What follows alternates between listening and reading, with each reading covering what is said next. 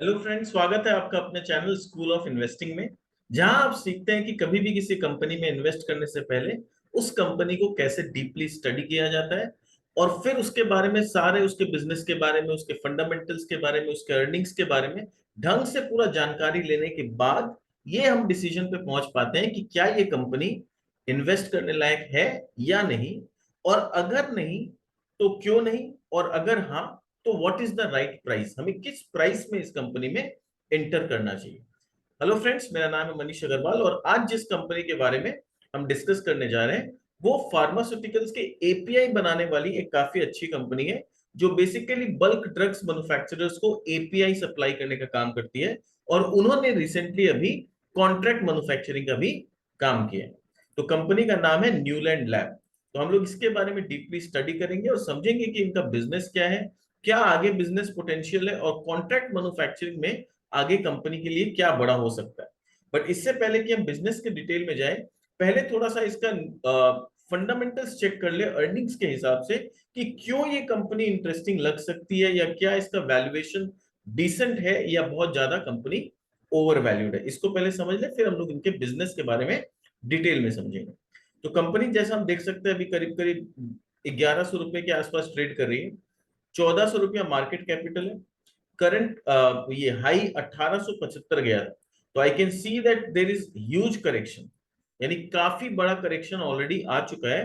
1875 रुपए से कंपनी गिर के 1000 रुपए, 1100 रुपए पे आ चुकी है। फिर भी ये अभी 21-22 के पी पे ट्रेड कर रहा है, तो वैल्यूएशन इतना गिरने के बाद भी कोई बहुत ज्यादा सस्ता नहीं हुआ है। पहला चीज, रिटर्न ऑन कैपिटल एम्प्लॉयड जो है वो सिर्फ 9.5% के आसपास का है, which is also not very exciting. कोई बहुत ज्यादा एक्साइटिंग यहाँ पर नजर नहीं आ रहा है।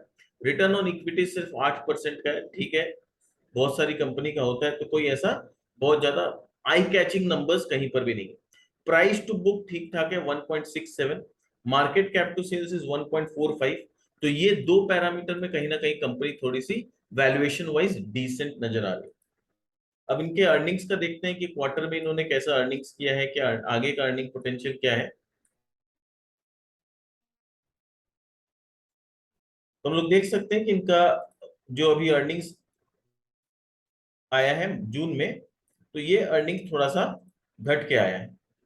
हम लोग के मार्च में ये अर्निंग 255-56 करोड़ का हुआ करता था और अर्निंग्स यहाँ पर गिर के एकदम 221 करोड़ हुआ। तो there is a fall in earnings quarter on quarter basis पे। पर ईयर ऑन ईयर बेसिस पे अगर देखें तो पिछले जून में ये 200 करोड़ का था, तो वहां से करीब करीब 20% का ग्रोथ है। तो फार्मास्यूटिकल कंपनीज या एपीआई बनाने वाली कंपनी क्या होता है, ये लोग कोई सीजनल कंपनी नहीं होती। देखिए, दो तरह की कंपनी होती है। एक होता है सीजनल कंपनी, तो वहां क्या होता है, हम लोग ईयर ऑन ईयर बेसिस पे जज करते हैं, क्योंकि हर क्वार्टर वाइज क्वार्टर सीजन बदलते रहता है। जैसे हम लोग जब टेक्सटाइल कंपनी का बात करेंगे तो हम लोग सीजनल बिजनेस है कि कोई सा सीजन में कोई अलग प्रकार का कपड़ा बिकता है, समर में अलग, विंटर में अलग, तो अलग अलग है। तो वहां हम लोग क्वार्टर ऑन क्वार्टर के बेसिस पे नहीं, ईयर ऑन ईयर के बेसिस पे देखते हैं। पर जब फार्मास्यूटिकल एपीआईज का हम बात करते हैं तो ये ऐसा कोई सीजनल नहीं होता, दवाई का कोई सीजन नहीं होता। तो वहां पर हम लोग को सीक्वेंशियली ही देखना चाहिए कि पिछले क्वार्टर से इस क्वार्टर में इंप्रूवमेंट हुआ है या नहीं हुआ। तो यहाँ पर कंपनी थोड़ा सा डाउन गई है। ऑपरेटिंग प्रॉफिट मार्जिन वो भी गिरा है, 15% से घट के ऑलमोस्ट 13% पे आ गया, तो यहाँ भी गिरा है ऑपरेटिंग मार्जिन। फिर अर्निंग्स तो एकदम देखिए, 17 रुपया का अर्निंग जो है वो गिर के एकदम 7 रुपया आ गया। पर 17 रुपया बोलना सही नहीं होगा, क्योंकि पिछले क्वार्टर में कंपनी ने सिर्फ 10% टैक्स बुक किया था, डेबिट किया। तो 25% अगर टैक्स बुक होता तो ये 12 रुपए के आसपास ये अर्निंग आता। तो अगर 12 रुपए भी कंसिडर करें तो वहां से गिर के अभी 7, 7.5 रुपए आ गया। तो हर फ्रंट में नंबर्स बहुत ज्यादा एक्साइटिंग नहीं लग रहे हैं। इनफैक्ट नंबर्स थोड़े से खराब ही दिख रहे हैं। और जो खराबी नंबर्स में आया है, ऑलरेडी मार्केट में प्राइस में करेक्शन काफी आ चुका है। हम लोग को एज एन इन्वेस्टर ये जज करना है कि अभी जो सिचुएशन है, जो होना था हो गया, जो प्राइस में जो करेक्शन आना था आ गया, जो इनके रेवेन्यू में गिरना था हो गया। फिलहाल अब हम लोग को देखना है कि आगे कंपनी का क्या विजन है, आगे क्या ये नंबर्स बेटर हो सकते हैं या नहीं। तो यहाँ पर क्या देख सकते हैं हम लोग, सेल्स जो ईयरली बेसिस पे अगर हम देखें तो पिछले साल 937 करोड़ का था, इस साल 951 करोड़ का हुआ। तो ईयर बेसिस पे अगर पूरा ओवरऑल ईयर देखें तो थोड़ा सा इंप्रूवमेंट है। ट्रेलिंग 12 मंथ्स में भी थोड़ा सा बेटर ही है। बट उससे ज्यादा इंपॉर्टेंट ये है कि जो मार्जिन है ना, पिछले साल 16% का था, इस साल ब्लेंडेड 15% का। तो ईयर ऑन ईयर बेसिस पे उतना खराब नहीं दिख रहा है ये बिजनेस, पर क्वार्टर ऑन क्वार्टर बेसिस पे ये कुछ ज्यादा ही खराब दिख रहा है। अर्निंग्स पिछले साल 63 रुपीज का आया था, इस साल गिर के एकदम ऑलमोस्ट 50 रुपीज पे आ गया। पूरे साल में देखें तो 4% का अर्निंग रेवेन्यू ग्रोथ हुआ है पूरे साल में, जो कि नॉर्मली इनका 10% से 13% के बीच में ग्रोथ रहता है। पर इस साल कंपनी ने कोई खास ग्रोथ नहीं किया है। प्रॉफिट का ग्रोथ का अगर बात करें तो प्रॉफिट तो ट्रिलिंग 12 मंथ्स में थोड़ा सा गिरा ही है, 3 साल में 58% प्रॉफिट ग्रोथ है। बैलेंस शीट में देखते हैं तो डेट थोड़ा सा बढ़ा है, 182 करोड़ से 241 करोड़ हुआ। तो डेट थोड़ा सा बढ़ा ही है। डेट बढ़ने के पीछे का रीजन हम लोग ढूंढेंगे जब हम लोग कंपनी में स्टडी करेंगे।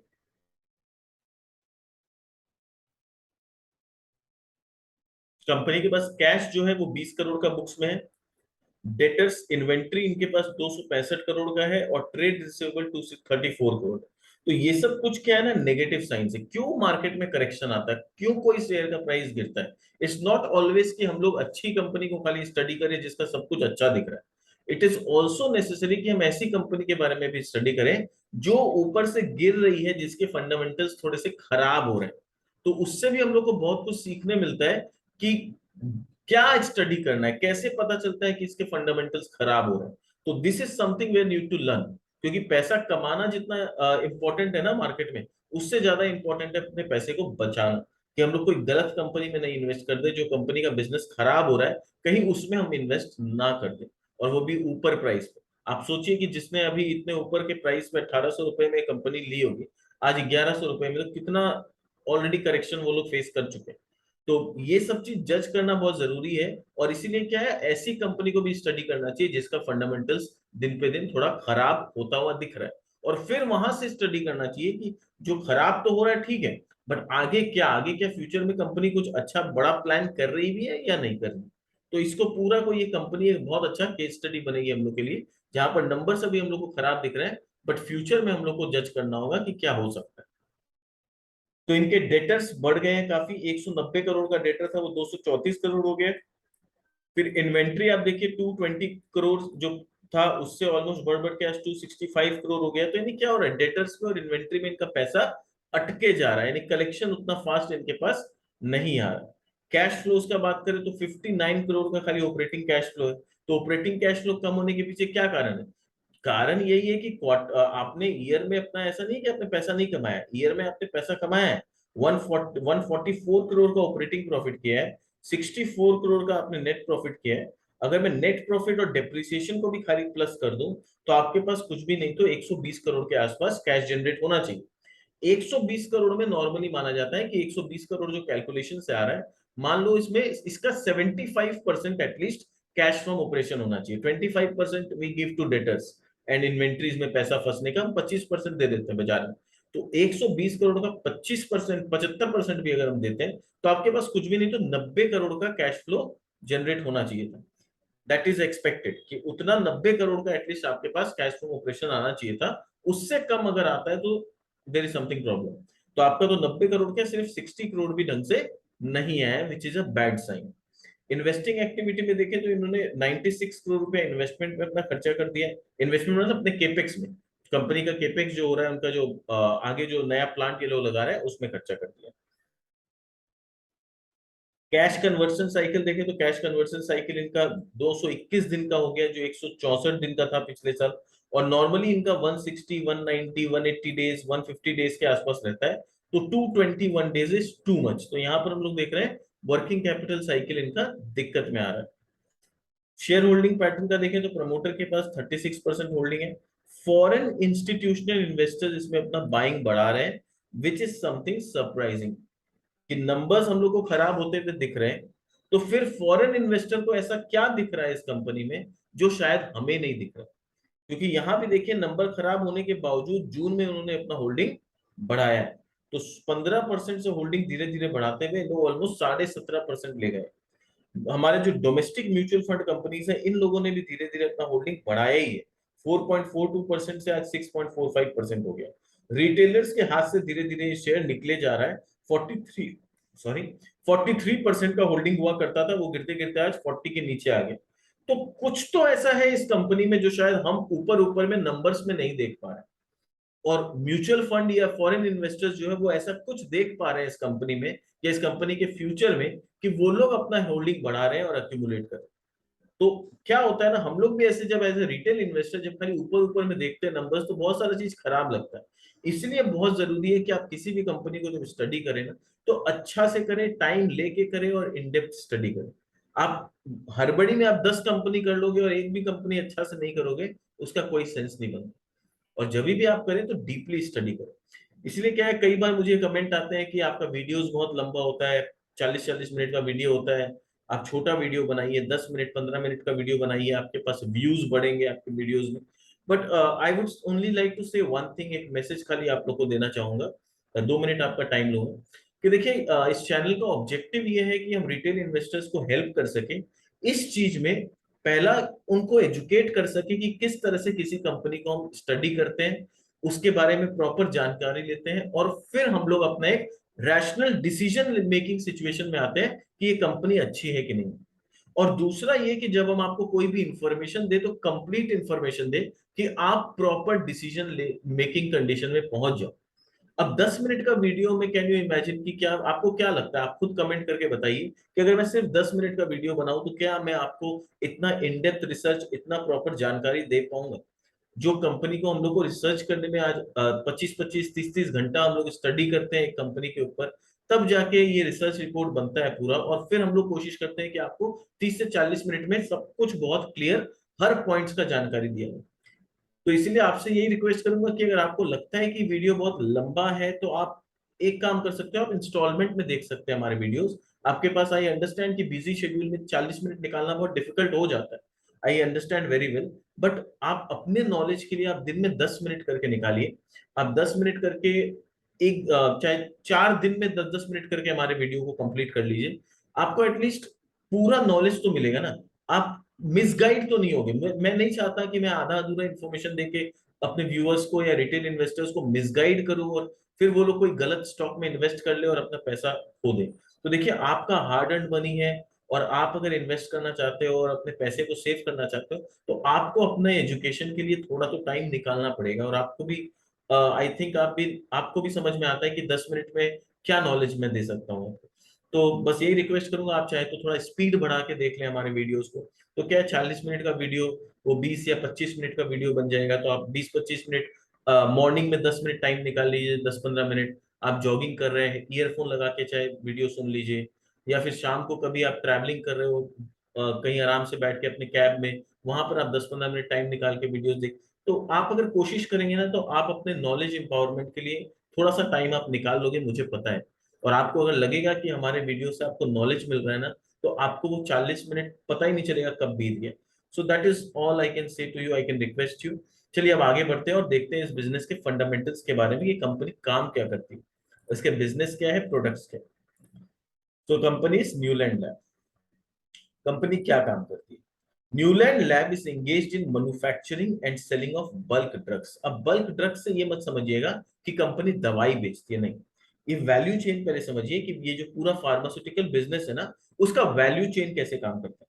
पहले होता है बेसिक केमिकल, ठीक है।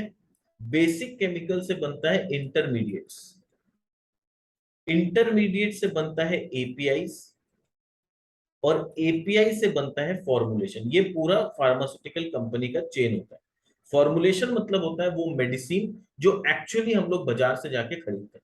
तो जब आप बाजार से जाके कोई सेरिडॉन या कोई दूसरा दवाई आप खरीदते हो ना, तो वो जो दवाई जो दिखता है वो एक्चुअली फॉर्मुलेशन होता है। और ये फॉर्मुलेशन अलग अलग शेप में हो सकता है, वो टैबलेट के कैटेगरी में हो सकता है, वो इंजेक्टिबल्स हो सकता है यानी इंजेक्शंस के वे में, या सिरप के फॉर्म में बॉटल में आया हुआ लिक्विड भी हो सकता है।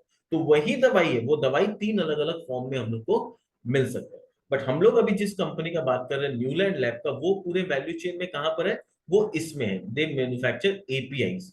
तो वो एपीआईज बनाते हैं और उनसे एपीआई खरीद के जो बाकी कंपनीज है वो लोग दवाई बनाती है, फॉर्मुलेशंस बनाती है। तो आपको ये समझ में आ गया कि ये कंपनी वैल्यू चेन में कहां पर है।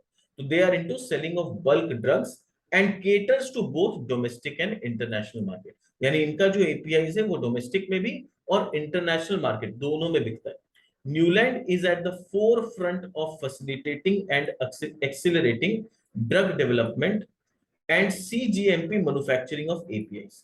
तो बोले न्यूलैंड पूरी तरह से कोशिश कर रहा है और पूरी तरह से सक्षम है इस चीज में कि वो लोग मैन्युफैक्चरिंग ऑफ एपीआई एकदम अच्छा क्वालिटी का कर सकते हैं। CGMP यानी गुड मैन्युफैक्चरिंग प्रैक्टिस का सर्टिफिकेट मिला हुआ है इनको कि they are very good at manufacturing APIs. The company's technical and scientific team provides reliable strength to the company. Company का अगर पूरा जर्नी हम देखें तो कंपनी स्टार्ट कब हुई थी? 1984 में ये इनकॉर्पोरेट हुई थी। फर्स्ट एपीआई सेल जो उन्होंने किया था सल्बुटामोल सल्फेट का किया था 1986 में। फिर कंपनी धीरे धीरे यूएस एफडीए से ऑडिट कराई 1997 में। यूएसए में ऑपरेशन चालू हुआ इनका, जापान में एक सब्सिडरी इन्होंने लगाया। 2008 में इनका आर&डी सेंटर स्टैब्लिश हुआ यूनिट 1 में। 2009 में पीएमडीए जापान ने अप्रूवल दिया इनको। 2013 में स्ट्रेटेजिक अलाइनमेंट किया बिजनेस का towards niche API and custom manufacturing solution, यानी एपीआई बनाने में और कस्टम मैन्युफैक्चरिंग में 2013 में इन्होंने पहली बार अलाइनमेंट किया। 2015 में इनका फिर से यूएस एफडीए का 10वां ऑडिट हुआ। 16 में आर&डी फैसिलिटी को भी यूएस एफडीए ने अप्रूव कर दिया। 17 में they were among the first 3 API facilities in India to be audited by CFDA. तो फर्स्ट 3 ऐसा फैसिलिटी था जिसको सीएफडीए ने ऑडिट किया। 2018 में इन्होंने एक्विजिशन किया एक एडवांस्ड इंटरमीडिएट्स और एपीआई फैसिलिटी का। ये एक्विजिशन इन्होंने 2018 में किया। 2019 में क्या हुआ? Increase the flow of projects. Japan से इनको काफी अच्छे प्रोजेक्ट्स मिलने लगे। 2020 में 100 मिलियन रेवेन्यू इनका क्रॉस हुआ और 2021 में यूनिट 3 इन्होंने कमर्शियलाइज किया जहां पर 271 किलो लीटर का रिएक्शन का वॉल्यूम। तो इस तरह से कंपनी ने अभी तक ग्रो किया। हमें देखना है कि आगे कंपनी का क्या ग्रोथ पोटेंशियल है। तो कंपनी का बिजनेस सेगमेंट का बात करें तो एक पूरी तरह से they are 100% dedicated into API manufacturing. तो इनका पहला डिवीजन है जीडीएस यानी gross sorry generic drug substance. GDS is a generic drug substance. दूसरा इनका है contract manufacturing that is CMS. और तीसरा ये लोग अभी पेप्टाइड्स के बिजनेस में इंटर कर रहे हैं। तो मैनेजमेंट का क्या बोलना है? Our business is split into 3 core areas. Generic drug substance is still the heartland for many of our customer, यानी इनका आज भी मेजर बिजनेस अगर हम बोलेंगे कि न्यूलैंड लैब को हम किस बिजनेस से जानते हैं तो जीडीएस के बिजनेस से जानते हैं। कॉन्ट्रैक्ट मैन्युफैक्चरिंग और पेप्टाइड्स का बिजनेस अभी कोई बहुत ज्यादा ग्रो नहीं हुआ है। अभी इनका मेन बिजनेस ये लोग डिपेंडेंट है जीडीएस के ऊपर। Custom manufacturing solution is now nearly as large and is fastest growing part of our business. बोले कि जितना बड़ा जीडीएस है हमारे बिजनेस का, कॉन्ट्रैक्ट मैन्युफैक्चरिंग काफी फास्ट ग्रो कर रहा है और ऑलमोस्ट जीडीएस के जितना बड़ा ऑलरेडी हो चुका है। और पेप्टाइड्स का जो बिजनेस है it is an expression of our expertise in certain chemistry. और क्योंकि हम लोग पेप्टाइड्स में जा रहे हैं, आगे एक वैल्यू चेन में आगे बढ़ रहे हैं, हम लोग डाउनवर्ड डेरिवेटिव प्रोडक्ट्स बना रहे हैं, ये दिखाता है कि हम लोग का केमिस्ट्री में कितना स्ट्रॉन्ग होल्ड है। अब समझते हैं जेनेरिक ड्रग सब्सटेंस में इनके पास क्या क्या कैपेबिलिटीज है। तो बोले we started as a prime API manufacturer. तो पहले जब ये लोग काम करते थे, ये लोग प्राइम एपीआई मैन्युफैक्चरिंग का काम करते थे। प्राइम एपीआई क्या होता है? There are 2 types of API. एक प्राइम एपीआई जिसको हम लोग बेस एपीआई बोलते हैं या बल्क एपीआई बोलते हैं, और दूसरा होता है complex API. Complex API is like speciality molecules. तो प्राइम एपीआई में क्या होता है? मार्जिन कम होते हैं। बल्क में बिकता है बट मार्जिन कम होते हैं क्योंकि उसमें कोई खास रिसर्च और ये सब उतना ज्यादा स्पेशलाइज्ड नहीं होता। और कॉम्प्लेक्स एपीआई जो होता है वो बनाना बहुत डिफिकल्ट होता है, उसमें काफी रिसर्च का जरूरत पड़ता है, इसलिए उसमें मार्जिन काफी अच्छा मिलता है। तो पहले कंपनी खाली प्राइम एपीआई बनाया करती थी, उसके बाद इन्होंने स्पेशलिटी मॉलिक्यूल्स अपने में ऐड किए, that is called complex API. इनका कैपेबिलिटी क्या है? इनके पास 3 यूएस एफडीए अप्रूव प्लांट है, ईयू जीएमपी कंप्लायंट सर्टिफिकेट भी, यानी यूरोप से भी इनको सर्टिफिकेट मिला हुआ है और अमेरिका से भी इनको काफी अच्छा वो यूएस एफडीए का अप्रूवल मिला हुआ है। फिर बिजनेस अप्रोच का बात करें तो टोटल मैन्युफैक्चरिंग कैपेसिटी इनका 860 किलोलीटर का कैपेसिटी है। They work on molecules either with a business leadership approach और partnership with client and they ensure uninterrupted supply with quality commitment. तो बोल रहे हैं हम लोग उन्हीं मॉलिक्यूल्स में काम करते हैं जिसमें या तो हम मार्केट लीडर बन जाएं फ्यूचर में, या फिर हम किस जो लीडर है उसके साथ पार्टनरशिप करके बिजनेस करें। यानी बेसिकली ये लोग नहीं चाहते कि इनका पैसा कहीं पर अटक जाए और ऐसा कोई बिजनेस में इंटर नहीं करना चाहते जहां पर ग्रोथ ना। आगे का स्ट्रेटेजी क्या है? They want to maintain leadership position in key molecules and they work on process optimisation to improve the yields. और अपने प्रोसेस को दिन पे दिन बेटर बनाने का कोशिश करते हैं ताकि क्या हो, यील्ड अच्छा मिले और कॉस्टिंग कम है। स्पेशलिटी मॉलिक्यूल्स में क्या है? They are high end complex chemistry capabilities. Back end supply, उनके पास खुद का आर&डी डिपार्टमेंट है, तो वहां से इनको रिसर्च का बहुत हेल्प मिल जाता है। And they are experience in hurdle free scale up, और उन्होंने पहले भी काफी स्केल अप किया है, आगे भी बोल रहे हैं हम लोग स्केल अप काफी कर सकते हैं। They work with leading companies and help them to meet their technical requirements while being competitive। तो हम लोग खाली वर्ल्ड के लीडिंग कंपनीज के साथ काम करते हैं ताकि उनके टेक्निकल रिक्वायरमेंट्स को हम मीट कर सके। आगे क्या फोकस है? Focus on niche API with complex chemistry and file IP. और हम लोग नया से नया इंटेलेक्चुअल प्रॉपर्टीज और पेटेंट्स के लिए आगे फाइल करते रहेंगे। That is their strategy. CMS business में इनका क्या प्लान है? तो बोल रहे हैं कि service manufacturing API to customer specification. वो ऐसा एपीआई बनाएंगे जैसा कस्टमर हमें स्पेसिफाई करके ऑर्डर देंगे। We design and develop manufacturing process optimisation for competitiveness. हम लोग दिन पे दिन अपने प्रोसेस को इंप्रूव करने में लगे हुए हैं, क्योंकि प्रोसेस में क्या होता है, बेसिकली प्रोसेस री इंजीनियरिंग भी बोलते हैं। जब क्या होता है, हम अपने काम करने के तरीके को पूरा बदलते हैं, प्रोडक्शन के तरीके को बदलते हैं, या उसमें कुछ फेर बदल करने का कोशिश करते हैं। उसका ऑब्जेक्टिव दो होता है, या तो मेरा आउटपुट ज्यादा निकले, सेम इनपुट देके ज्यादा आउटपुट निकले, या फिर हम लोग का कॉस्टिंग कम पड़े, आउटपुट उतना ही निकले पर मेरा रॉ मटेरियल कम लगे या एनर्जी कॉस्ट कम हो जाए। उसको बोलते हैं कि हम लोग अपने प्रोसेस को ऑप्टिमाइज करने का कोशिश करते हैं। तो this is what the company is focusing on. बार बार इस चीज पे कंपनी इंफेसिस दे रही है कि हम प्रोसेस को ऑप्टिमाइज करना चाहते हैं। इनका local presence US, Europe, Japan में ये सब है, जहां पर ये लोग टेक्निकल अपना एक्सपर्टाइज उनको हेल्प करने के लिए मदद करते हैं। स्ट्रेटेजी क्या है? Add depth in technical capabilities, investment in QBD labs, process engineering हम लोग करेंगे, work effectively on customer relationship, and we will target molecules in the later stage at clinical cycle. तो क्रिएट सस्टेनेबल सीएमएस बिजनेस, ये लोग आगे चल के CMS business को एक सस्टेनेबल बिजनेस बनाना चाहते हैं और अपने टेक्नोलॉजी को इंप्रूव करके अपने कस्टमर रिलेशनशिप को काफी इंप्रूव करके आगे बढ़ना चाहते हैं।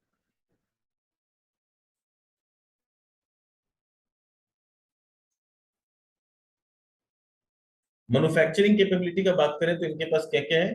तो इनके पास टोटल 3 यूनिट है, जैसा हम देख सकते हैं।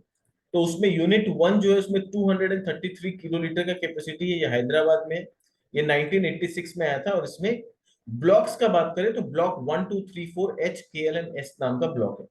इसमें 7.4 किलो लीटर का हाइड्रोजनेशन का कैपेसिटी है, 100 किलो लीटर पर डे का सॉल्वेंट रिकवरी सिस्टम है।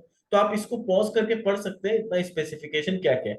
और रिसेंटली जो सबसे नया जो यूनिट चालू हुआ है, 305 किलो लीटर का कैपेसिटी है, और ये हैदराबाद में चालू हुआ है, और 2017 में ये स्टार्ट हुआ है। तो ये अभी भी अपने फुल स्केल पोजीशन पे नहीं पहुंचा है। ऑलमोस्ट इसको स्टार्ट हुए 4 5 साल हो गया है, बट स्टिल अभी भी ये डेवलपिंग स्टेज में है, और ये अभी अभी और डेवलप कर रहा है। यहाँ पर और भी नए नए प्रोडक्ट्स कंपनी डेवलप कर रही है, और आगे चल के ये फुल अपने पोटेंशियल पे काम करना चालू करेगा। अभी अपने फुल पोटेंशियल पे ये प्लांट जो है या यूनिट जो है, ये काम अभी तक चालू नहीं किया।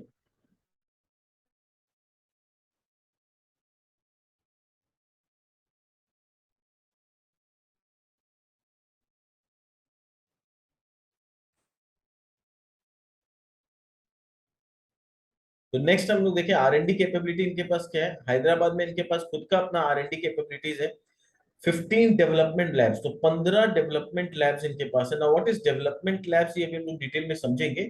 जब भी कंपनी को एक कॉन्ट्रैक्ट रिसर्च या कॉन्ट्रैक्ट मैन्युफैक्चरिंग में काम करती है ना, तो वहां पर उनको क्या करना पड़ता है? पहले ड्रग को डेवलप करना पड़ता है। डेवलप करने के बाद वो ड्रग कमर्शियलाइज होता है, तब जाके बाजार में कंज्यूमर्स को वो ड्रग बेचा जाता है। तो ये लोग क्या करते हैं? कॉन्ट्रैक्ट लेते हैं किसी इनोवेटर कंपनीज के साथ। इनोवेटर कंपनी कौन होती है? जो रिसर्च करके एक फॉर्मूला तैयार करती है। वो इनोवेटर कंपनीज इनको कॉन्ट्रैक्ट देते हैं कि देखिए फॉर्मूला हमने बना दिया है, अब आप इस फॉर्मूला को यूज करके ड्रग को डेवलप करो।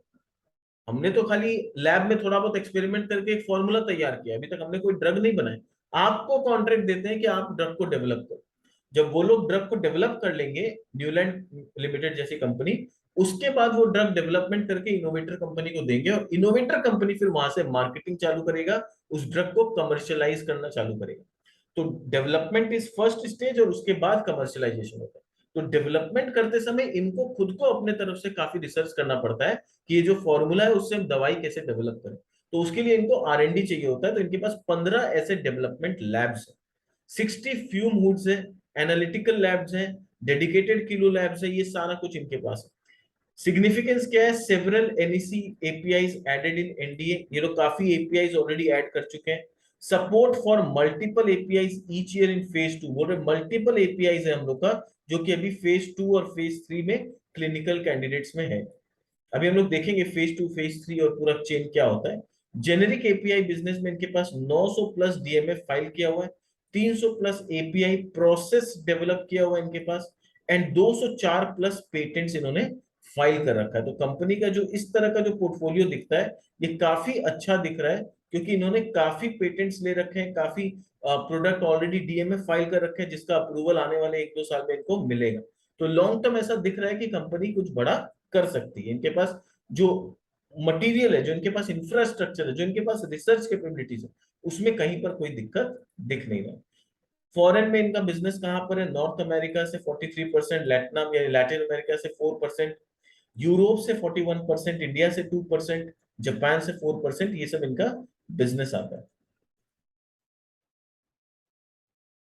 फिर इनको सारे अच्छे अच्छे रेगुलेटरी बॉडी से अप्रूवल लिया हुआ है, यूएस एफडीए से लिया हुआ है, कनाडा से लिया हुआ है, पीएमडीए जापान से लिया हुआ है, एनएमपीए चाइना से लिया हुआ है। तो यू कैन सी कि मोर और लेस सारे अच्छे अच्छे ऑर्गेनाइजेशन ने इनके बिजनेस को, इनके प्लांट को, इनके प्रोडक्ट्स को अप्रूव कर रखा है। अब Q1 का जो रिजल्ट आया उसका हाइलाइट्स देखते हैं और मैनेजमेंट ने क्या बोला है वो समझते हैं। तो मैनेजमेंट बोल रहा है we had a volatile quarter, तो मैनेजमेंट खुद एक्सेप्ट करिए वोलाटाइल। तो मैनेज वोलाटाइल का मतलब होता है ऊंच नीच वाला क्वार्टर, पर जब मैनेजमेंट इस तरह का वर्ड बोले वोलाटाइल, यानी रिजल्ट खराब आया। ठीक है ना, जब रिजल्ट अच्छा आता है तो कोई मैनेजमेंट नहीं बोलता है कि वोलाटाइल क्वार्टर था, पर जब रिजल्ट खराब आते हैं तो मैनेजमेंट इस तरह के वर्ड यूज करते हैं, वोलाटाइल क्वार्टर। वोलाटाइल यानी दे एक्सेप्ट कि result was not good. In which the GDS business, जो इनका मेन बिजनेस है, जीडीएस बिजनेस जो है जेनेरिक ड्रग सब्सटेंस, इनका आज भी मेन बिजनेस है, that saw a decline in revenue as the prime segment performed below par. तो जीडीएस में भी इनके पास दो सेगमेंट है, एक है प्राइम सेगमेंट, एक है कॉम्प्लेक्स एपीआई का सेगमेंट। तो बोल रहे हैं अभी भी मेजर बिजनेस हम लोग का प्राइम सेगमेंट से आता है, and that performed below par and impacted EBITDA margin, और क्योंकि उसमें रेवेन्यू इतना नहीं आया, उसका परफॉर्मेंस बिलो पार था, इस वजह से इबिटा मार्जिन फॉल हुआ।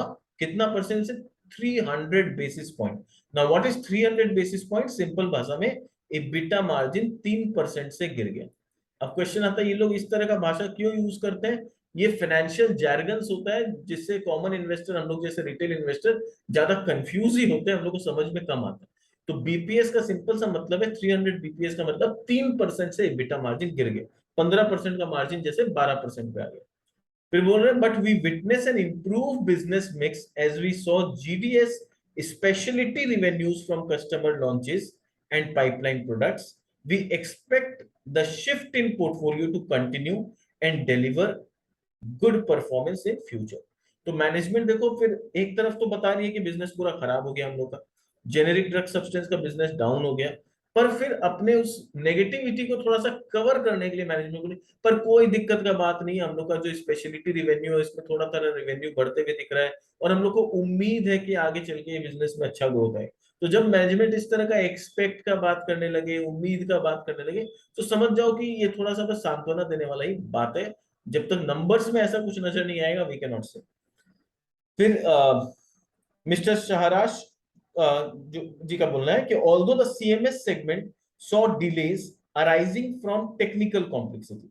अब बोल रहे हैं कि सीएमएस सेगमेंट, देखो जीडीएस सेगमेंट तो वैसे ही खराब हो रखा है, सीएमएस सेगमेंट में क्या हो रहा है, जहां पर इनको कॉन्ट्रैक्ट मैन्युफैक्चरिंग का काम कर रहा है, वहां भी ये लोग देख रहे हैं कि they are seeing delays due to technical complexities. तो टेक्निकल कॉम्प्लेक्सिटीज इनके पास आ रहे हैं, जिसकी वजह से क्या हो रहा है, ये लोग ड्रग को डेवलप करने में डिले कर रहे हैं। We see promising growth ahead backed by addition of new projects. बोले हम लोग देख सकते हैं कि आगे अच्छा ग्रोथ आएगा और न्यू प्रोजेक्ट्स हम लोग को काफी मिलेंगे। तो I don't know how it will work out. एक तरफ आप बोल रहे हैं कि टेक्निकल कॉम्प्लेक्सिटी की वजह से डिलेज हो रहा है, तो आपके जो इनोवेटर कंपनीज है, आपके जो कस्टमर है, जब आप इतना डिले करोगे तो आपको नया ऑर्डर क्यों देंगे। I don't know. Our focus internally is on execution excellence and optimization of cost to ensure the mitigation against the external events. तो बोल रहे हैं हम लोग का जो फोकस है कि हम लोग एग्जीक्यूशन में एक्सीलेंस लेके आएंगे और कॉस्ट को ऑप्टिमाइज करेंगे ताकि हम लोग एक्सटर्नल इवेंट के साथ कंपीट कर सके, जो प्रॉब्लम्स है उसको मिटिगेट कर सके।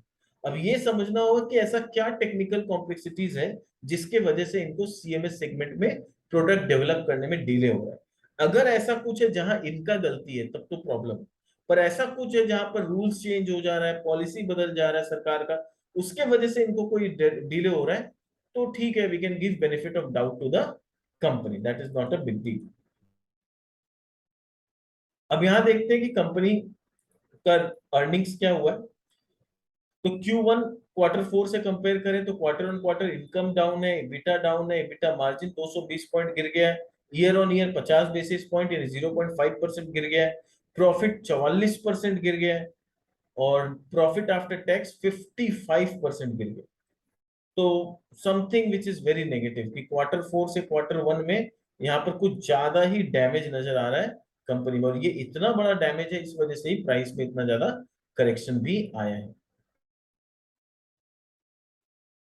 अब आता है की हाइलाइट्स, देखते हैं कि इस फाइनेंशियल में क्या की हाइलाइट है। तो बोल रहे प्राइम सेगमेंट जो है उसमें लेवोफ्लेक्सिन, सिप्रोफ्लेक्सिन और मिट्राजाइपिन, ये जो तीन इनके मॉलिक्यूल्स हैं, इन्होंने काफी अच्छा परफॉर्मेंस किया। तो ये तीन मेन मॉलिक्यूल इनका मेजर अर्निंग रहा है इस क्वार्टर में। Specialty had a decent growth quarter with revenues coming from donepezil, salmeterol, apixaban, and paliperidone, palamite, sorry palmitate। Sorry अगर प्रोनाउंसिएशन थोड़ा सा कितना डिफिकल्ट वर्ड्स होते हैं ये सब, and since I am not a science student तो मेरे लिए और भी ज्यादा ये डिफिकल्ट हो जाता है। बट समझने का ओवरऑल चीज है कि ये तीन प्रोडक्ट ने काफी अच्छा परफॉर्मेंस किया है, और स्पेशलिटी जो कॉम्प्लेक्स एपीआई है उसमें ये कुछ प्रोडक्ट्स है जिन्होंने, जिसमें थोड़ा अच्छा डिसेंट ग्रोथ दिखा है। CMS revenue driven by two baseline products as well as products in various phases of development। तो बोले CMS में जो रेवेन्यू आया है बेसलाइन प्रोडक्ट से आया है, और कुछ प्रोडक्ट जो कि डेवलपमेंट फेज में है वहां से आया। Now what is baseline product, what is development product? Baseline product का मतलब होता है जो ऑलरेडी कमर्शियलाइज हो चुका है और धीरे धीरे मार्केट पकड़ने का कोशिश कर रहा है, वहां से रेवेन्यू आ रहा है।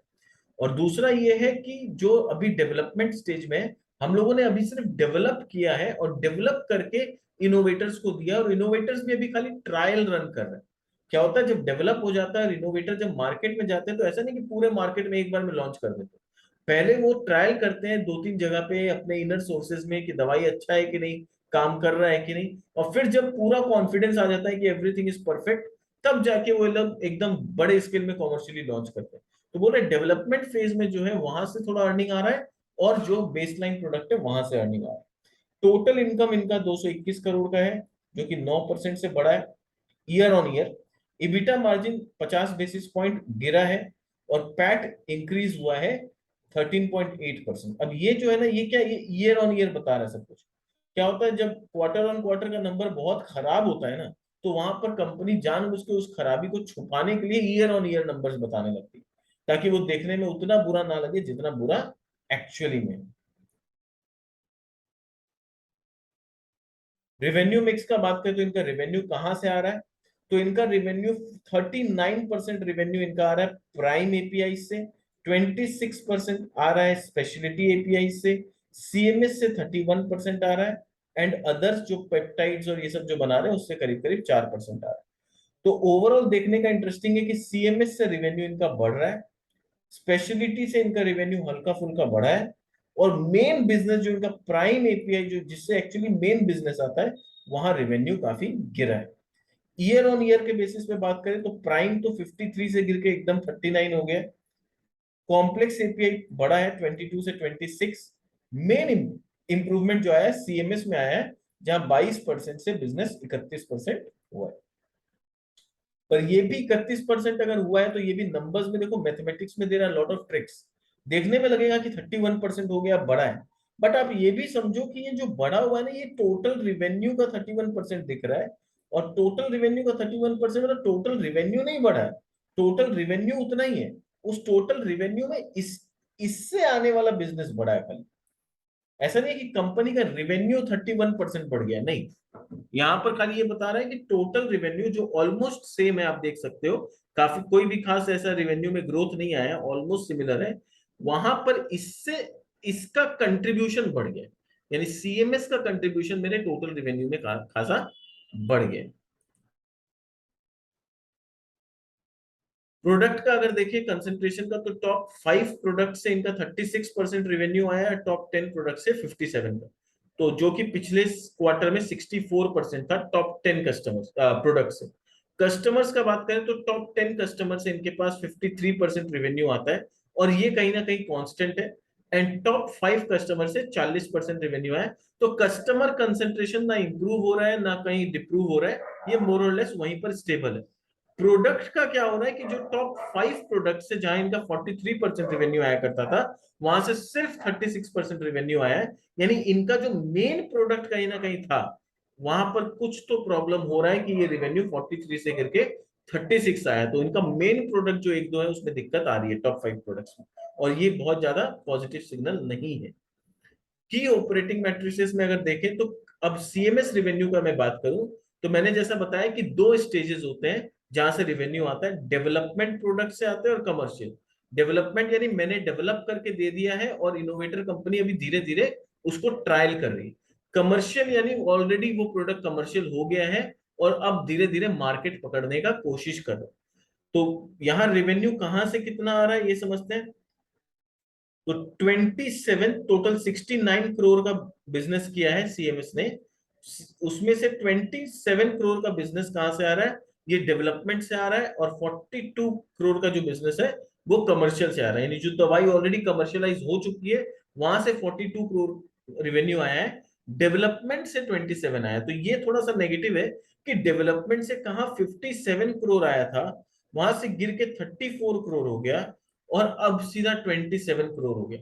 यानी डेवलपमेंट जो ये कर रहे हैं, डेवलपमेंट से जो इनोवेटर कंपनीज इनसे खरीद रही है, वहां पर रेवेन्यू क्यों रेगुलरली फॉल कर रहा है, क्योंकि अगर डेवलपमेंट में रेवेन्यू नहीं आएगा बहुत अच्छा, तो फिर आगे वो प्रोडक्ट्स कमर्शियलाइज नहीं होंगे। तो कमर्शियलाइज नहीं होंगे तो आगे चल के कमर्शियल का जो रेवेन्यू हम सोच रहे हैं कि ग्रो करेगा, उसमें भी कहीं ना कहीं स्टॉप हो जाएगा, ग्रोथ कहीं ना कहीं अटक जाएगा। तो ये डेवलपमेंट में क्यों रेवेन्यू कम हो रहा है, जैसा कि मैनेजमेंट बताया कि इनको प्रोडक्ट डेवलपमेंट करने में कुछ टेक्निकल प्रॉब्लम्स हो रहे हैं, जिसके वजह से प्रोडक्ट का डेवलपमेंट काफी स्लो हो रहा है। और प्रोडक्ट प्रोडक्ट का अगर डेवलपमेंट स्लो होगा तो क्या होगा, डेवलपमेंट स्टेज से ऑब्वियसली रेवेन्यू डाउन होगा। तो ये हम लोग को समझना पड़ेगा कि क्यों ये डेवलपमेंट स्टेज से रेवेन्यू इतना गिरते जा रहा है, क्योंकि इनका कुछ टेक्निकल कॉम्प्लेक्सिटीज इनको फेस करना पड़ रहा है, जिसके वजह से ये लोग नया प्रोडक्ट डेवलप कर नहीं पा रहे। अब ये सीएमएस का जो रेवेन्यू है, इसका क्या रीजन है, मैनेजमेंट ने बताया कि द बेस लाइन बिजनेस जो कि इनका कमर्शियल दवाई ऑलरेडी हो चुका है, it is driven by our key CMS molecules that has been doing well over the last year और टू। ये प्रोडक्ट ऐसे हैं जो ऑलरेडी कमर्शियलाइज हो गया है, पिछले एक दो साल से ये लोग धीरे धीरे मार्केट पकड़ के अच्छा रेवेन्यू देने का कोशिश कर रहे हैं। And I think the volumes are continuing to increase, और धीरे धीरे बोल रहे हैं मैनेजमेंट कि ये प्रोडक्ट्स में मार्केट पकड़ रहा है, और मार्केट में जितना ये प्रोडक्ट बढ़ते जाएगा हमारा रेवेन्यू यहाँ से बढ़ेगा। डेवलपमेंट साइड में बोल रहे हैं there have been multiple molecules, तो डेवलपमेंट साइज में काफी मॉलिक्यूल्स हैं जिसपे हम लोग ऑलरेडी काम कर रहे हैं। As we have been mentioning in our comments for the past several quarter, there are several molecules that Neuland is actually going through phase 3। बोल रहे सेवरल मॉलिक्यूल्स है हमारे पास जो अभी फेज 3 से गुजर रहा है, और वो बहुत जल्दी कमर्शियलाइजेशन में आ जाएगा। some of these molecules are growing through various phases, and whatever revenue we are recognizing in those projects which are not yet commercialized but are getting scaled up, those are categorized as development revenue।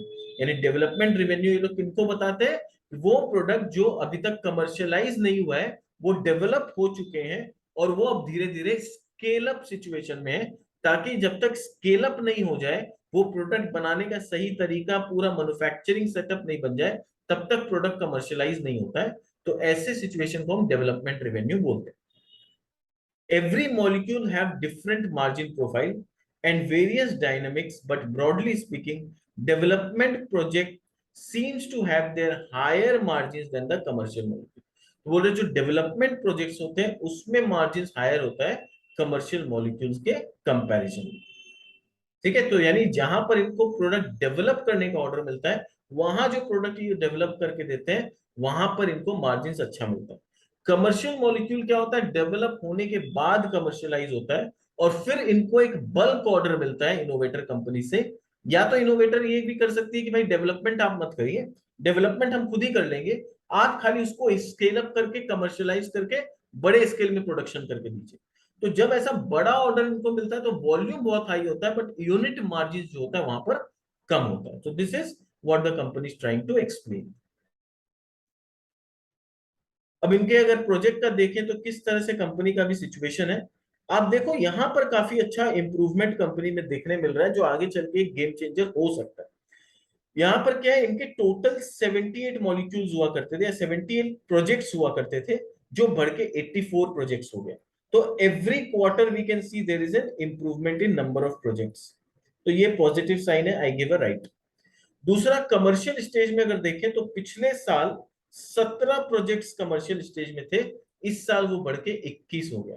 तो यहां भी अच्छा positive देखने मिल रहा है और यही कारण है कि सीएमएस में ग्रोथ आ रहा है। सीएमएस के रेवेन्यू में जो ग्रोथ आ रहा है उसके पीछे कारण यही है। तो कंपनी सीएमएस डिवीजन में मेरे को कोई कंप्लेन नहीं है। The only problem which I can see is in generic drug substance, कि वहां पर अचानक से ऐसा क्या हो गया कि पूरा मार्जिन डिप कर गया, इनका वॉल्यूम या डिमांड कम हो गया। या तो ऐसा है कि कोविड के समय जो इनके जो चैनल पार्टनर्स है उन्होंने काफी इन्वेंट्री स्टॉक करके रखा था और वो उतना इन्वेंट्री बिका नहीं, तो अभी इनके पास उतना फ्रेश ऑर्डर्स नहीं आ रहा है क्योंकि चैनल पार्टनर्स लोग इन्वेंट्री क्लियर कर रहे हैं। That could be one reason. दूसरा रीजन जनरली ऐसा में क्या होता है कि या तो हो सकता है कि आपका जो प्रोडक्ट मार्केट में बहुत हिट है कि कोई कॉम्पिटिटर है जो उस प्रोडक्ट को बना रहा है और वो भी अब मार्केट में इंटर कर रहा है। तो वहां पर फिर क्या हो रहा है, कंपटीशन की वजह से क्या हो रहा है, आपके प्रोडक्ट का मार्केट शेयर वो आपका कॉम्पिटिटर छीन रहा है। तो इस कंपनी में हम लोग को ये देखना होगा कि जो जेनेरिक ड्रग सब्सटेंस जो इनका है और इनके जो 4 या 5 मेन मॉलिक्यूल्स है या एपीआईज है, कहीं कोई कॉम्पिटिटर तो इंटर नहीं कर रहा है। अगर इन्वेंट्री पड़ा है चैनल पार्टनर्स के पास जिसके वजह से इस क्वार्टर में रिजल्ट खराब आया, चलेगा, not a big problem, inventory एक आध क्वार्टर में क्लियर हो जाएगा, वापिस से ऑर्डर इनको मिलने लगेगा। पर अगर कोई बड़ा कॉम्पिटिटर घुस गया मार्केट में तब थोड़ा सा दिक्कत है। ठीक है, तो यहां पर कमर्शियलाइज स्टेज में 17 से 21 हुआ है। डेवलपमेंट स्टेज में देखो 20 प्रोडक्ट था वो 15 हो गया। तो यानी 15 क्यों हो गया, क्योंकि 5 प्रोडक्ट को ये लोग डेवलप करके यहाँ पर कमर्शियलाइजेशन स्टेज में पहुंचा चुके हैं। ठीक है, तो इस वजह से क्या हुआ, डेवलपमेंट में कम दिख रहा है। पर वही चीज है कि डेवलपमेंट में नया क्यों नहीं आया, क्योंकि डेवलपमेंट में इनको डिले हो रहा है। इसीलिए ये जो प्रोडक्ट फेज 1 में, फेज 2 में, फेज 3 में या फिर प्री क्लिनिकल स्टेज में पड़े हैं, वो लोग डेवलपमेंट स्टेज में नहीं आ पा रहे because they are facing technical complexity in developing the product. तो वही कारण है कि बहुत सारे प्रोडक्ट यहाँ फेज 3 में पड़े हुए हैं और यहाँ पर भी पिछले साल भी फेज 3 में 3 प्रोडक्ट था, वो अब 7 हो गया है। फेज 2 में 9 प्रोडक्ट था, वो 9 है, 7 से 9 है, पर डेवलपमेंट में बहुत कम हो गया, यानी ये लोग को डेवलपमेंट में दिक्कत आ रहा है। कॉनकॉल हाइलाइट्स देखते हैं कि मैनेजमेंट ने कॉनकॉल में क्या कहा है, कुछ इंपॉर्टेंट इंफॉर्मेशन हमें कॉनकॉल से मिलता है। तो we continue to experience increased cost structure across the whole value chain. तो मार्जिन डिप करने के पीछे मैनेजमेंट बोल रहा है कॉस्ट स्ट्रक्चर काफी बढ़ रहा है। For example raw material cost बढ़ गया है, लॉजिस्टिक्स, पावर, फ्यूल कॉस्ट, ये सब कुछ बढ़ा हुआ है। Our focus is more on execution excellence and to optimise cost to ensure integration from external events. We have also witnessed high manpower cost and other costs arising mostly from unit 3। इन्होंने नया unit 3 जो चालू किया है उसमें अभी वो full capacity पे काम नहीं कर रहा है, पर उसमें एम्प्लॉइज जो है, जो साइंटिस्ट है उनके लैब में, उनको तो सैलरी देना पड़ रहा है, जो ऑपरेटिंग एक्सपेंसेस है वो पूरा लग रहा है। और यूनिट 3 अभी भी फुल्ली कमर्शियलाइजेशन स्टेज में नहीं आया है, तो इसलिए वहां पर खर्चा बढ़ गया है। Our focus is on improving the business mix has led to increase in gross margin। मतलब हम लोग का ग्रॉस मार्जिन बढ़ा है क्योंकि हम लोग बिजनेस मिक्स को इंप्रूव कर रहे हैं, हम लोग सीएमएस की तरफ जा रहे हैं, हम लोग पेप्टाइड्स बना रहे हैं, हम लोग कॉम्प्लेक्स एपीआईज में जा रहे हैं। हम लोग जो जेनेरिक एपीआईज बनाते थे या बल्क एपीआईज बनाते थे, हम लोग अपना फोकस को कॉम्प्लेक्स एपीआईज में शिफ्ट कर रहे हैं जहां पर ग्रॉस मार्जिन इज हाई। तो वहां पर हम लोग का ग्रॉस मार्जिन जो है 41% से बढ़ के 46% हुआ है। ये जेन्युइनली पॉजिटिव सिग्नल है।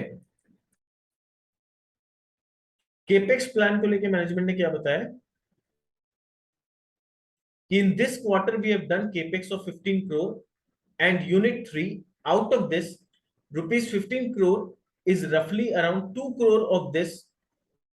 That is your first question. And with respect to how much capex we will do, बोल रहे हैं कि इस क्वार्टर में हम लोगों ने टोटल 15 करोड़ किया है और यूनिट 3 के पीछे 15 में से 2 करोड़ रुपया खर्चा हम लोगों ने यूनिट 3 में किया। ठीक है। And about with respect to how much capex we will do, so we will stick to what we have said earlier. Like this year, we will be spending around 70 to 80 crore in capex investment for full year. तो पूरा साल में company का बोलना है हम लोग 70 से 80 करोड़ रुपए केपेक्स करेंगे, जिसमें 15 करोड़ हम लोग ऑलरेडी खर्चा कर चुके हैं इस क्वार्टर में। रिमेनिंग पैसा हम लोग नेक्स्ट 3 क्वार्टर में खर्च करेंगे।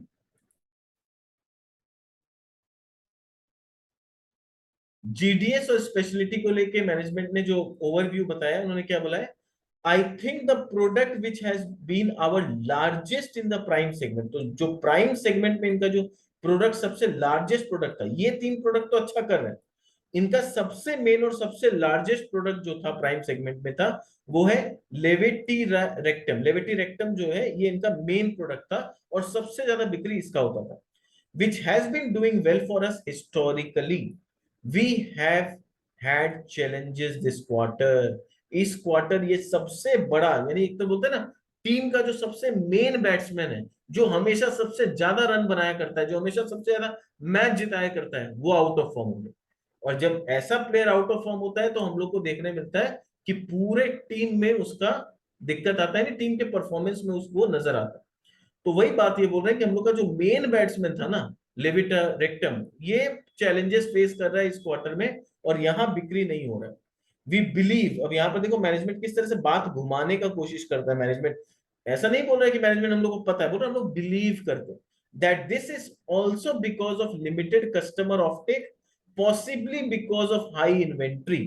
तो बोल रहा हो सकता है कि हमारे चैनल पार्टनर्स के पास बहुत ज्यादा इन्वेंट्री है और कस्टमर उतना सामान अभी नहीं, उतना ये दवाई नहीं खरीद रहा है जितना कोविड के समय खरीदता था, इस वजह से डिमांड कम है। तो आप बोल रहे हो पॉसिबली बोल रहे हो, क्या आपको पता नहीं है कि आपने अपने चैनल पार्टनर्स के साथ बात नहीं किया है? तो क्यों आप बात घुमाने का कोशिश कर रहे हो? या तो आप बोलो कि आपने चैनल पार्टनर से बात की और उनसे आपको पता है कि वहां पर इन्वेंट्री का दिक्कत है, तो हम मान ले कि एक आध क्वार्टर में ये दिक्कत सॉल्व हो जाएगा। बट आप बोल रहे हो वी बिलीव, यानी आपने क्या चैनल पार्टनर के साथ बात नहीं किया है? क्या आपकी टीम चैनल पार्टनर के साथ कांटेक्ट में नहीं है? So I don't like this sort of statement. मुझे मैनेजमेंट की तरफ से इस तरह का स्टेटमेंट बिल्कुल पसंद नहीं है जहां वो बात घुमाने का कोशिश करते हैं। I believe, I expect, I presume, ये सब क्या है? आप कंपनी रन कर रहे हो तो कंपनी में अगर कोई प्रोडक्ट का, आपके मेन प्रोडक्ट का बिक्री कम हो रहा है और आप चैनल पार्टनर से बात नहीं करोगे क्या? Definitely you should and you have known, आपको पता है reason, maybe you are trying to shift away from the question. We expect that the volume should recover in coming quarter. We expect, again देखो, expect यानी क्या है, ये word क्या है? वी बिलीव, वी एक्सपेक्ट, ठीक है, volume बढ़ेगा ये एक्सपेक्टेशन है, पर चैनल पार्टनर के साथ आपने बात नहीं की। आप बोल रहे हो बिलीव करते हैं कि शायद इन्वेंट्री होगा। शायद इन्वेंट्री होगा ना, आपके पास तो रिकॉर्ड होना चाहिए पूरा कि किस चैनल पार्टनर के पास कितना इन्वेंट्री पड़ा है। हमारे बैंक्स के पास भी क्या होता है, हमारा इन्वेंट्री होता है कि हमारा चेकबुक कब खत्म हो रहा है। हमारे अप्लाई करने से पहले वो लोग कोरियर कर देते हैं चेकबुक की, सर आपका चेकबुक खत्म हो रहा है। तो वो लोग पूरा इन्वेंट्री मेंटेन करते हैं कि हमारे कस्टमर, अपने कस्टमर का, आप अपने चैनल पार्टनर का बात नहीं कर रहे हो। On the specialty side, we have recorded good growth, which is very encouraging. तो specialty side में अच्छा growth आया है। Product like Donespil, Salmeterol, Epixan and Paliperidone have done well for us. तो ये सारे प्रोडक्ट में इन्होंने काफी अच्छा किया है इस क्वार्टर में। अब यहां देखो सबसे बड़ा प्रॉब्लम जो है यहां पर, जो मैनेजमेंट शाई अवे करने का कोशिश कर रही है, वो ये एक मिस्टर साराश दुबे जी से पूछा, I think levetiracetam has been our largest product for last 3 to 4 years and I think even our 15% decline in volume actually had an impact. और ये हम लोग का सबसे लार्जेस्ट प्रोडक्ट था, इस वजह से इसमें खाली 15% का वॉल्यूम में डिक्लाइन आया है, पर उसका इम्पैक्ट बहुत ज्यादा हुआ। So I think, frankly speaking, from GDS point of view, other than the hit in levetiracetam, which we believe and hope, again, believe, hope is temporary. There is nothing else that cause concern for us. Nothing else. क्या आपको पता नहीं है कि आपका एक competitor ये product market में लेके आ रहा है और डीवीज जैसा कॉम्पिटिटर? तो आप किस तरह से ये जवाब दे रहे हो कि नथिंग एल्स? डीवीज जैसा एक कॉम्पिटिटर लेविटारेक्टम प्रोडक्ट मार्केट में लॉन्च कर चुका है, लेके आ रहा है, आपका मार्केट शेयर छीनने का कोशिश कर रहा है, and you say nothing else can cause concern. तो वहां पर एक Aditya Khemka, I will actually give lot of credit to this man. इन्होंने बहुत अच्छा क्वेश्चन पूछा। उन्होंने बोला, sorry to hop on this but I have a follow up on this. Levetiracetam, the hit will temporary only if it is driven by inventory buildup at your customer level, where he is sort of rationalizing his inventory. But if it is driven by competitor getting aggressive and lower pricing and competitor getting market share from you, then it may not reverse. अगर competitor आपका market से छीन रहा है ना, तब ये temporary problem नहीं है, आपका ये major problem और permanent problem है। My concern is that the DVs in their remarks historically have said that in this particular molecule, they have backward integrated a lot. They have increased their volume production. So you see my concern there, right? यानी इन्होंने साफ साफ जिस बात को management गोल मटोल करके छुपाने का कोशिश कर रही थी, इन्होंने रिवील कर दिया कि आपका कॉम्पिटिटर डीवीज, उसने पूरा बैकवर्ड इंटीग्रेशन सेट कर लिया इस प्रोडक्ट का, और उन्होंने पूरा मार्केट शेयर गेन करने के लिए दे आर केपेबल। तब जाके मैनेजमेंट को खुल के जवाब देना पड़ा सामने आके, कि वो मैनेजमेंट सोच रहा था कि इसको हम अवॉइड कर लें इस चीज को, पर बाद में जब सामने से किसी ने पूछ लिया, तब वो बोले कि no one I believe has more than 10% market share in levetiracetam business because it is 3000 ton API. Even the largest player do not make more than 400 to 500 ton. तो बोल रहे हैं कि 3000 टन का ये मार्केट है, जितना भी बड़ा प्लेयर है उसका 400 से 500 टन से ज्यादा का कैपेबिलिटी ही नहीं है। तो कोई भी बड़ा प्लेयर 10% से ज्यादा मार्केट शेयर ले ले, अभी ये पॉसिबिलिटी नहीं है। So I think it is a big market. It is just important to be connected to the customers, be constantly looking at your profits and be competitive, and I think we do believe that we will bounce back। तो बोल रहे हैं कि competition है, हम मानते हैं, एक बहुत बड़ा कॉम्पिटिटर हमारा है, ऑलरेडी मार्केट में एंटर किया है, तो बट हम लोग कॉम्पिटिटिव रहेंगे और हम लोग दोबारा से अपना मार्केट शेयर गेन करेंगे। सीएमएस बिजनेस को लेकर उन्होंने बोला कि CMS pipeline is growing strongly with the numbers of molecules. We have added 3 new projects in the early stages in this quarter. तो इस क्वार्टर में 3 नए प्रोजेक्ट्स इन्होंने लिए हैं। We have also seen an exclusive development product, ये बहुत interesting, तो ये चीज बहुत अच्छा है। ये बोल रहे we have seen an exclusive development product of our customer go commercial this quarter. तो एक प्रोडक्ट जो डेवलपमेंट प्रोडक्ट था हमारे कस्टमर का, वो इस क्वार्टर में कमर्शियल हो गया। तो कमर्शियल हो गया तो क्या होगा, अब इसका वॉल्यूम ज्यादा आएगा, इसका प्रोडक्शन बढ़ेगा। हाँ, भले यूनिट मार्जिन कम मिलेगा, बट यहां से रेवेन्यू बढ़ेगा, तो विच इज गुड साइन। फिर बोल रहे we are working with lot of biotech companies, many of them are US based. As a result we have been putting lot of effort into accelerating the completion of our project. Although we have been making steady progress over the past month, we do continue to face delays in execution। तो management बोल रहा है कि हम लोग को execution में delay हो रहा है। क्यों हो रहा है? Lot of restriction on what kind of analytical methods can be used. बहुत सारा रेस्ट्रिक्शन है कि हम लोग कैसा एनालिटिकल मेथड्स यूज कर सकते हैं। There are lot of restriction on specification, there are also restriction of what kind of documentation is needed. तो बहुत सारा चीज में रेस्ट्रिक्शन आ रहा है कि आप क्या प्रोसेस लगाओगे, एनालिटिकल मेथड क्या होना चाहिए, डॉक्यूमेंटेशन क्या होना चाहिए, कैसा डाटा आपको जनरेट करके देना है। तो ये सब चीज में क्या हो रहा है, हम लोग एक करते हैं, फिर गवर्नमेंट या फिर जो हमारे इनोवेटर कंपनी बोलते हैं नहीं नहीं ये डाटा नहीं, ऐसे नहीं, आप ऐसा करो। तो हम लोग को दोबारा से लैब में जाके नया से रिसर्च करना पड़ता है, फिर दोबारा से हम नया रिसर्च लेके फिर से डेवलपमेंट में आते हैं, तब कुछ ऐसा प्रॉब्लम आ जा रहा है। तो ऐसा बहुत सारा प्रॉब्लम आ रहा है। तो बोल रहे हैं there are several restriction that apply to scale up करने में भी बहुत सारा रिस्ट्रिक्शन है, and obviously the scale up is also successful when you are able to achieve the yield. बोले स्केल अप तभी सक्सेसफुल हो सकता है जब आप प्रॉपर कॉस्ट पे उसको डेवलप कर पाओ। आप डेवलप कर दो और बहुत हाई कॉस्ट पे कर दो, तो आप कमर्शियलाइज करके मार्केट में बेच ही नहीं पाओगे। तो वैसा करके कोई मतलब नहीं है। तो हम लोग भले ही थोड़ा टाइम ज्यादा लग जाए, but what ultimately is required कि हम लोग जो प्रोडक्ट डेवलप करें वो मार्केट में ठीक से बिक सके। तो इसलिए क्या है, थोड़ा टाइम ज्यादा लग रहा है, बट इवेंचुअली वो बोल रहे हैं हम लोग डिलीवरी कर पाएंगे। रिवेन्यू जो हर क्वार्टर गिर रहा है, वो बोल रहे हैं कि इसलिए गिर रहा है क्योंकि हम लोग का जो प्रोडक्ट है वो कमर्शियलाइज होने के बाद उसको नेक्स्ट 12 महीना लगता है मार्केट पकड़ने में, और डेवलपमेंट अभी हम लोग बहुत ज्यादा कर नहीं पा रहे। तो डेवलपमेंट से रिवेन्यू आ नहीं रहा है और कमर्शियल को मार्केट पकड़ने में थोड़ा टाइम लगेगा। पहले क्या था कि हम लोग का डेवलपमेंट से काफी अच्छा रिवेन्यू आ जाता था, कमर्शियलाइज में तो जो टाइम लगना है वो लगेगा ही। अभी डेवलपमेंट से रिवेन्यू आना बंद हो गया, इसी वजह से रिवेन्यू जो है सीएमएस का वो हर क्वार्टर कम होते जा रहा है। यूनिट 3 के लेकर उन्होंने बोला कि unit 3 is scaling up successfully. Some of our important late stage CMS project are also being wrapped up over there, we can see. तो यूनिट 3 बोल रहे धीरे धीरे अच्छा से स्केल अप हो रहा है, और बहुत सारे हमारे लेट स्टेज में जो सीएमएस के जो मॉलिक्यूल्स है वो वहां पर डेवलप किए जा रहे हैं, और जैसे जैसे ये डेवलपमेंट होगा थिंग्स विल बिकम बेटर। तो यहाँ पर हम लोग ऑलरेडी देख सकते हैं कि कितना वो लोग फेज 3 में कितने सारे मॉलिक्यूल्स है, 7 मॉलिक्यूल्स है एपीआई के जो फेज 3 में है, और ये फेज 3 से डेवलपमेंट स्टेज में आएंगे। डेवलपमेंट वाला जो 7 है वो कमर्शियल जाएगा। तो काफी मॉलिक्यूल्स इनके लेटर स्टेजेस में है, जहां से आगे चल के रेवेन्यू काफी अच्छा ग्रो करेगा। तो देखिए अभी कंपनी को मैं बेसिक बोलूंगा कि company is going through a challenging time.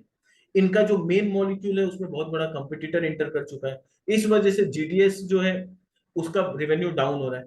CMS में इनका मेन रेवेन्यू डेवलपमेंट से आता था, कमर्शियल से तो वैसे ही कम था। अब डेवलपमेंट में इन लोग को थोड़ा टेक्निकल प्रॉब्लम्स हो रहा है, इस वजह से डेवलपमेंट में दिक्कत आ रहा है, वहां से रेवेन्यू नहीं आ रहा। तो चैलेंजिंग टाइम्स कंपनी अभी फेस कर रही है, बट कंपनी में फंडामेंटली ऐसा कोई नेगेटिव नहीं दिख रहा है कि कंपनी आगे चल के नहीं कर सकती। कि सभी के बिजनेस में थोड़ा बहुत ऐसा एक दो क्वार्टर, एक 6 महीना, साल भर ऐसा चैलेंजिंग टाइम आता है। खास करके जो रिसर्च डेवलपमेंट इस वाली कंपनी होती है, उसमें क्या होता है, कोई भी चीज नया रिसर्च करने में आपको थोड़ा ऊपर नीचे होता है, बट एक बार अगर सक्सेसफुल हो जाए ना, तो वहां से फिर जो ग्रोथ आता है, you can not even imagine कि कितना बड़ा ग्रोथ यहाँ पर आ सकता है।